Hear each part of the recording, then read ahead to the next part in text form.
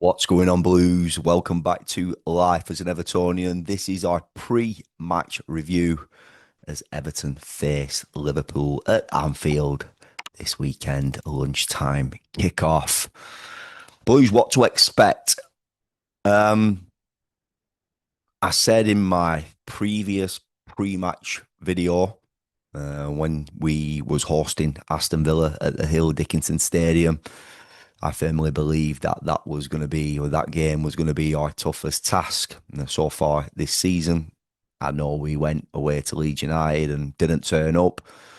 We beat Brighton at home. We took our chances. They didn't. We went to Wolverhampton Wanderers and came away with a triumph 3-2 win. And we got a result in the League Cup as well, not conceding, scoring 2 goals. Um, but let's be honest, this is our toughest game so far this season. Playing a side who, let's be honest, they're not playing amazingly well. They're just finding ways of getting big wins in key moments, usually at the end of the game.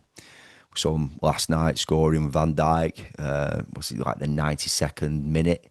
They did it against Burnley at the weekend, got a penalty, which was a penalty. We've got to try our best to eradicate how they're getting these wins. We need Jordan Pickford resolute and on it. We need to act like a coiled spring in stages of the game where we contain them and get them on the counter attack. But I also want this Everton team to go to Anfield and I want us to play the way we've been playing. I want us to take it to them. I want us to get on the ball. I want us to have plenty of possession. We have gone to Anfield in the past where we felt confident and they've done us over easy. Um, you know, it's been difficult for us when we've gone to Anfield. It really has. It's not too bad when we've played them at Goodison Park. But we need to find a way of containing them, creating chances, and taking them. Beto played very well against them last season. Um, could have scored at Anfield for not hitting the post. He got on the score sheet at Goodison Park. We need to cause them problems. Okay, we really do to try and go there and get a result. For me, and I think for all of us, I think it's going to be key to see if we've got Mikalenko playing in that left back position. I think it's showing now that he is a good player. We've had him missing. I know Jimmy's come in and done a job. He's got on the score sheet in that left back position. Jimmy played well against Leeds United, but we missed Jimmy in the centre mid. This is highlighting now how much of a strong player Jimmy Gardner is for us. But I've always known that. And I think Mikalenko can vastly improve with playing, well, in front of him, Jack Grealish. It allows him to almost go on overlaps, knowing that Jack's not going to lose the ball. And also that can allow him to be more of an attacking threat.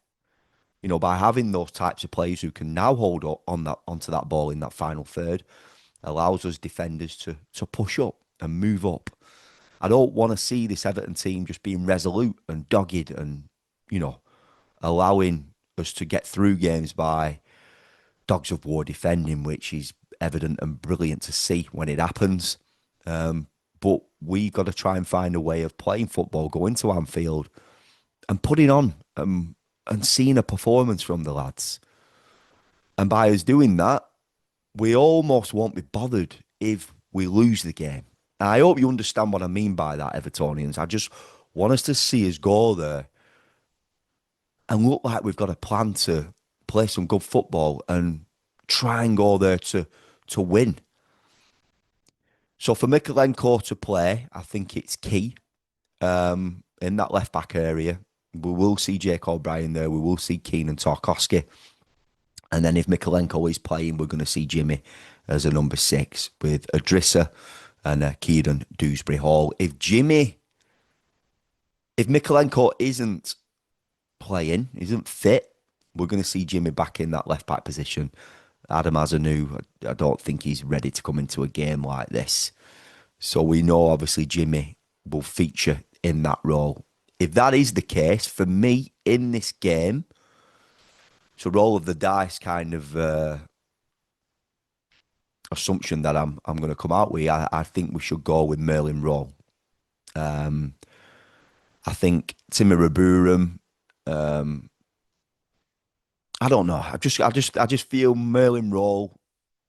It could be a fantastic game for him to get introduced and make his full debut for Everton. And what a way to do it, away to Liverpool in the Merseyside derby. So that is what I would personally do. But listen, I'm not David Moyes. But I would go for Merlin Rowe if Mikalenko isn't fit, with Jimmy at left back, Merlin Rowe, Adrissa and Kieran Dewsbury Hall in midfield with and Jay on the right and Jack Grealish on the left. Listen, the striking options. I've heard some Evertonians being critical of Barry. I don't personally get that yet. He's 22 years of age. We've got to give him time. What have we seen from him? We've seen him produce a performance against Brighton, which I thought he had a great game. He was an integral part to that second goal with his touch and hold up play. From then on, really, we've just seen Beto getting the nod. I think we'll probably see Beto get the nod again for this game, just because of what he did against Liverpool last season. I think obviously that will be the case. I want to see changes in terms of in-game management, a little bit more active in this game, if you will. I don't know if that's the right type of wording to use, but in the Villa game, for example, I wanted to see on the 70th, 75th minute a change. I wanted us to be brave in the change. We did overplay in periods of that game. Jack, part of that, which is a fantastic footballer. It's lovely to watch. Sometimes it was just overplay. I think we saw Jack just whipping one ball in that second half, and Michael Keane nearly scored. I wanted to see a few more balls into the box. I wanted to see us cause the centre half some problems with some balls from them wide areas. I probably wanted to see Tyler Diblin come on, maybe for Jack. And then we could have saw Njai switch over to the left. We've got options, and we need to see these options getting integrated into this game, into games. And listen, it sounds daft for me to say, look, bring Dwight McNeil on for Jack Grealish. But listen, Dwight has got a delivery, and he's got a trusty left peg.